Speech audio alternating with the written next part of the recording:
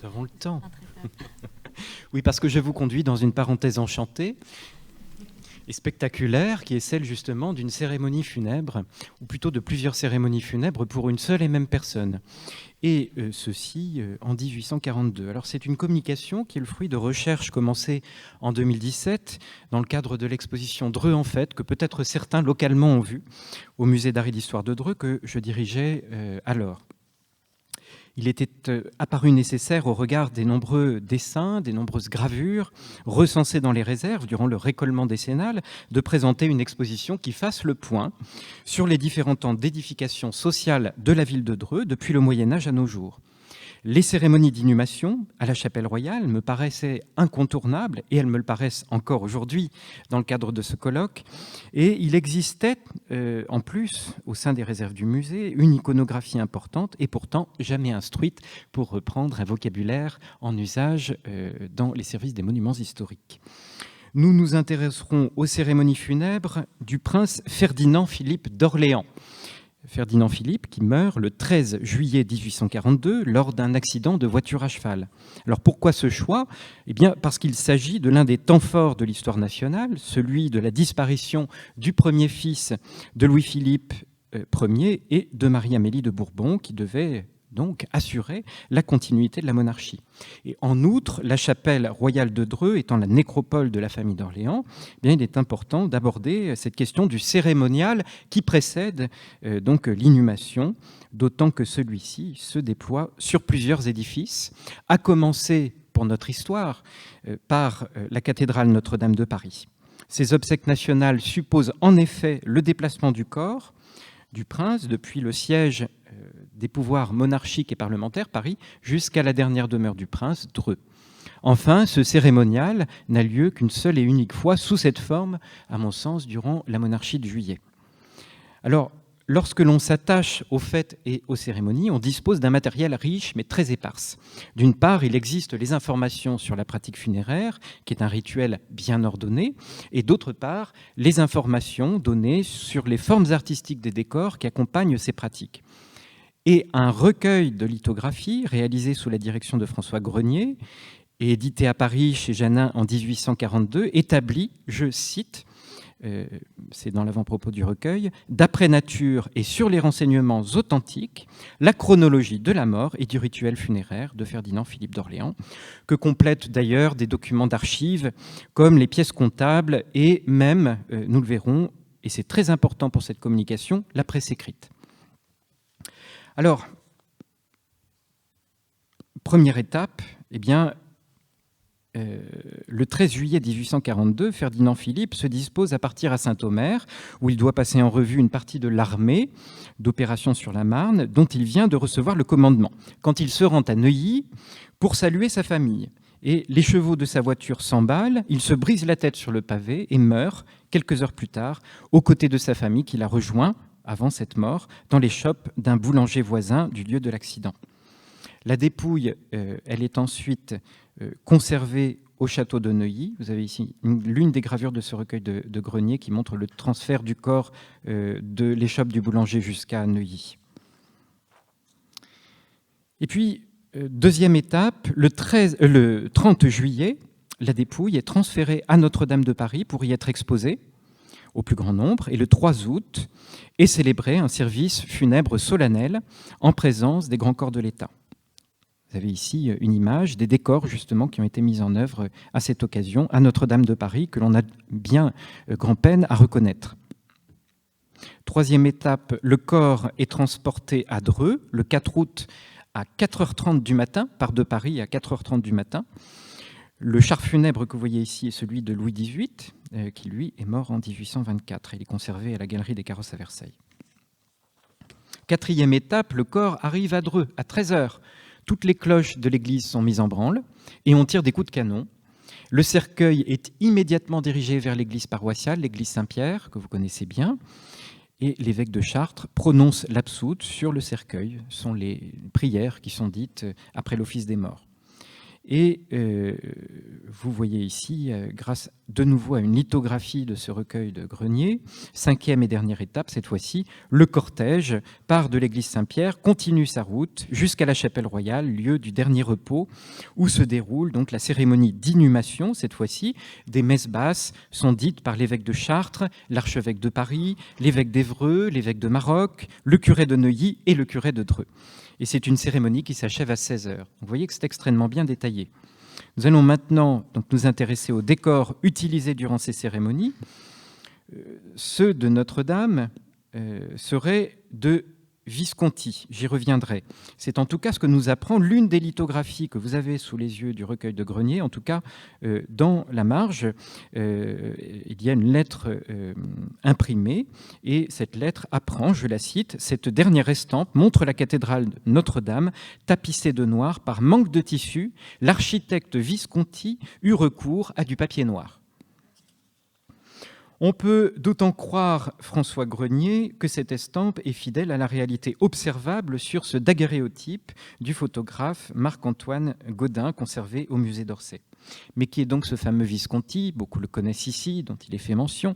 Bien, il s'agit de Louis Tullius Joachim Visconti, qui est né à Rome en 1791 et mort à Paris en 1853. Alors le voici représenté à titre posthume par le peintre Théophile Vauchelet, une œuvre conservée au musée Carnavalet, avec à l'arrière-plan son grand œuvre, le tombeau de Napoléon Ier aux Invalides. On voit l'entrée, et par l'embrasure de la porte, on aperçoit le tombeau cénotaphe. Sa famille, elle s'installe à Paris en 1798 et il obtient la nationalité française l'année suivante. Et entre 1808 et 1817, il étudie à l'École des Beaux-Arts de Paris. Alors, il a obtenu le second Grand Prix de Rome d'architecture en 1814 et il est nommé, surtout, c'est intéressant, ça aussi, il est nommé architecte voyer des 3e et 8e anciens arrondissements de Paris en 1826 et conservateur de la 8e section des monuments publics de Paris en 1832. Alors, ce qui nous intéresse, c'est surtout l'actualité de Visconti au moment où l'on célèbre la mort de Ferdinand Philippe. Eh bien, il vient de s'acquitter d'un travail mémoriel important en 1840, puisqu'il a conçu les décorations de la capitale pour la cérémonie du retour des cendres de Napoléon Ier, et il commence à dessiner le tombeau de l'empereur aux Invalides. Vous avez ici une lithographie qui vous représente l'entrée des cendres de Napoléon Ier le 15 décembre 1840 à Paris. Une lithographie qui est conservée à la Bibliothèque nationale de France. Ce retour des cendres était donc une initiative du roi Louis-Philippe et avant lui d'Adolphe Thiers, et c'est au demeurant, Grégoire Franconi vous l'a rappelé tout à l'heure, la politique de Louis-Philippe de tenter de se rattacher à toutes les gloires de la France, auxquelles d'ailleurs il avait dédié le château de Versailles, transformé en musée de l'histoire de France. Si les décors de Notre-Dame sont de Visconti, alors ceux de Dreux peuvent lui être attribués. On reconnaît d'ailleurs, si l'on observe les dessins de Visconti, on reconnaît son style, on reconnaît sa main. Ils sont sensiblement identiques d'ailleurs au décor de Notre-Dame, dans l'usage qui est fait des décorations et des tentures, y compris la capacité énorme à s'adapter à la configuration des lieux et aux rituels qui s'y déroulent. À la chapelle royale, par exemple, de Dreux, vous avez ici le projet de cette scénographie funèbre et la réalisation donc sur l'une des lithographies de Grenier. Donc à la chapelle royale, vous voyez que l'élévation de la coupole et le plan massé de l'édifice permettent de mobiliser en son cœur l'essentiel des décors, ce qui confère d'ailleurs à l'ensemble un aspect intimiste que l'on ne retrouve pas à Notre-Dame sur la gravure que je vous ai montrée auparavant. Le dais est suspendu à la rotonde sous laquelle se dresse le catafalque, qui est cette structure ici qui se termine par un édicule pyramidal. Et donc il élève le regard jusqu'à la verrière zénitale, verrière donc où l'on trouve ces beaux vitraux de la rivière. Alors ces décorations funèbres héritent en vérité d'une tradition qui remonte au XVIe siècle, développée dans les différents États de la péninsule italienne, et pour la France établie par le père Claude-François Ménestrier dans un ouvrage fondateur intitulé « Les décorations funèbres », publié à Paris en 1684. Ces pompes funèbres sont, selon lui, selon ce père jésuite d'ailleurs, le support visuel d'un panégyrique qui se traduit notamment par les images parlantes, emblèmes, allégories que l'on doit suivre des yeux au moment de l'oraison funèbre pour en comprendre le sens. Et à titre de comparaison avec les pompes funèbres de Ferdinand-Philippe d'Orléans, eh bien, voici celle dont le père Ménestrier a lui-même établi le discours au XVIIe siècle et dont les formes ont été développées par son associé à cette occasion, Jean Ier Beurin, dessinateur de la chambre et du cabinet du roi.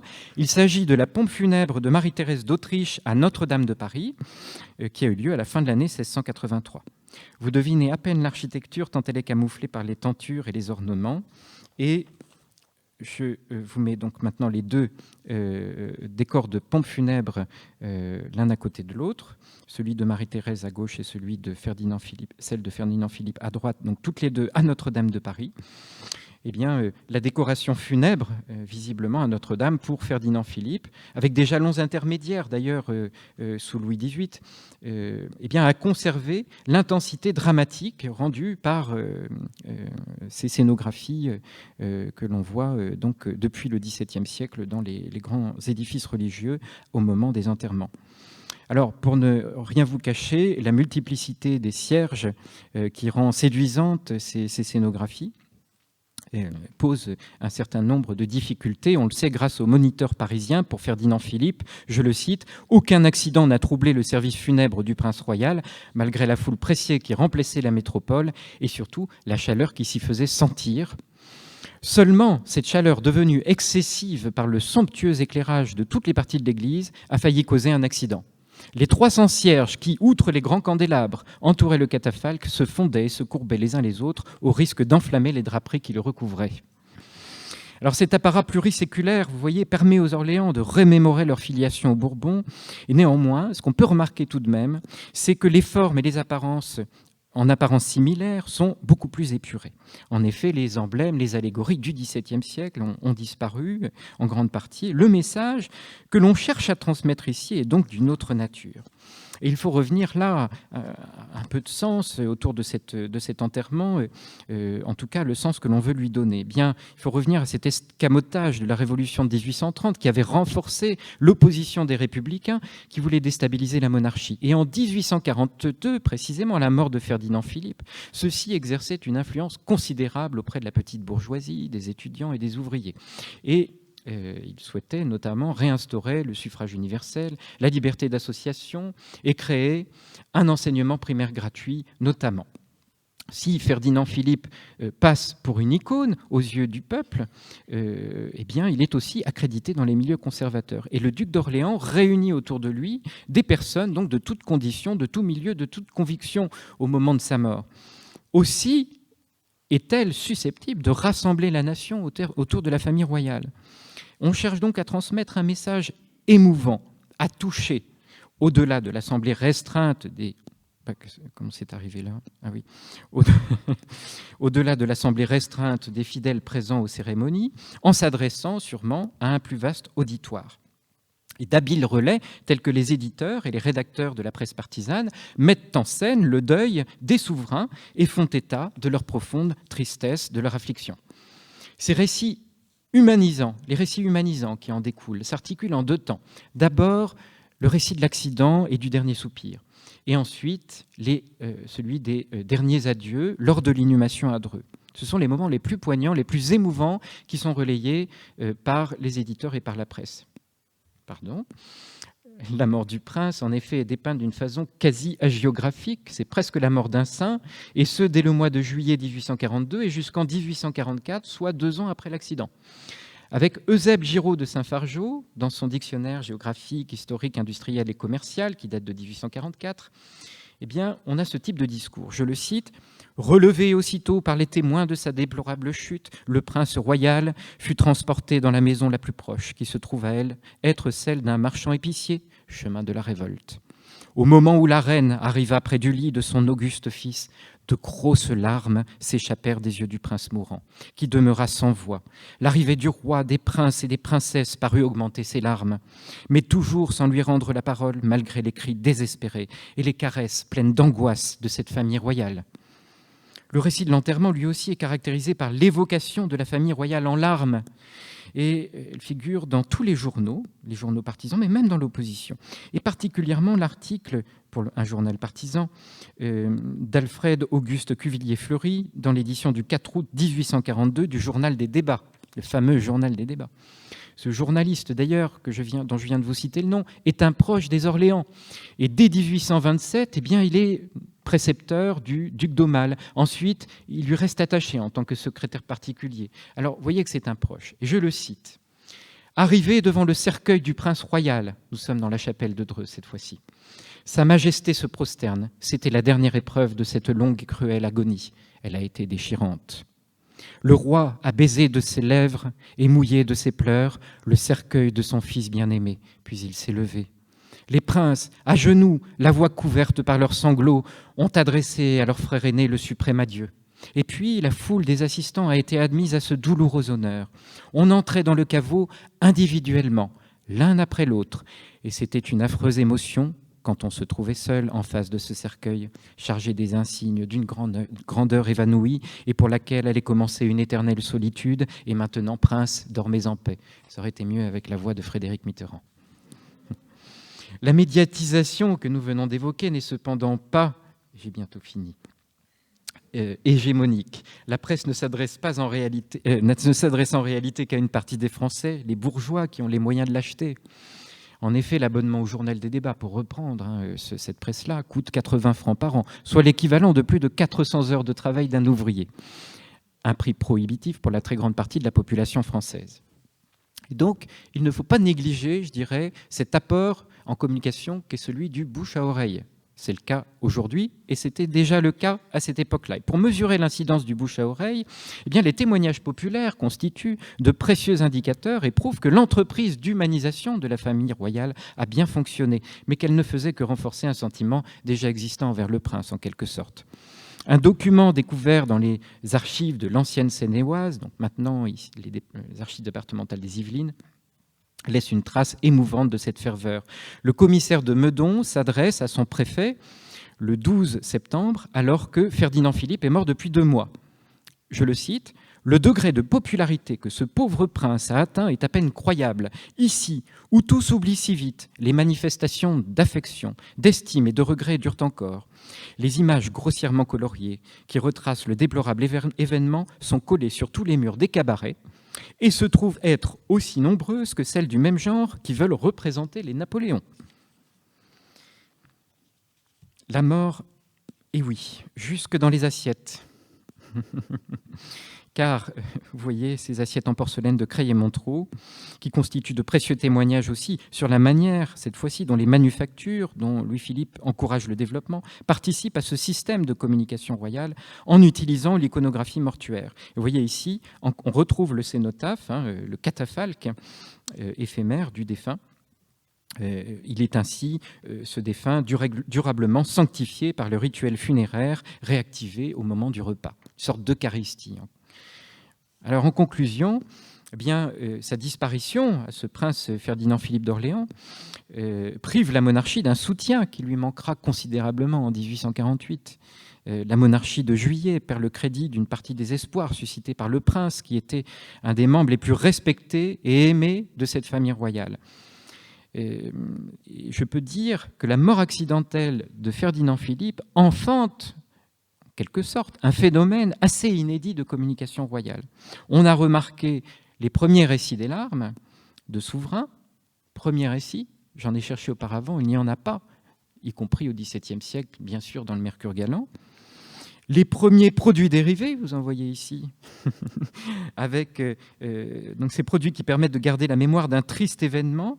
Nous ne sommes pas loin, permettez-moi ici de le dire, de la mort de Diana. Et le parallèle, quand on y songe, est assez troublant. Accident de voiture, etc. Il s'agit, à mon sens, d'un événement fondateur d'instrumentalisation de la vie privée, une sorte de pipolisation. J'utilise ce terme à dessein, même s'il est particulièrement anachronique, parce que le média de masse apparaît plutôt au XXe siècle, qui semble dès lors attaché, peut-être d'ailleurs malgré elle, à certaines familles royales. Voilà, je vous remercie.